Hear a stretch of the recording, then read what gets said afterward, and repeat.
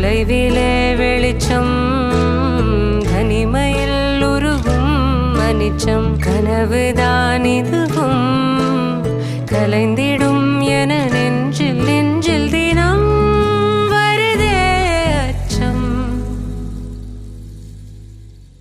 மேகதூதம் பாட வேண்டும் மேனி மீது சாரல் வேண்டும் காளிதாசன் காண வேண்டும் வானவில் வரும் வாழ்வில்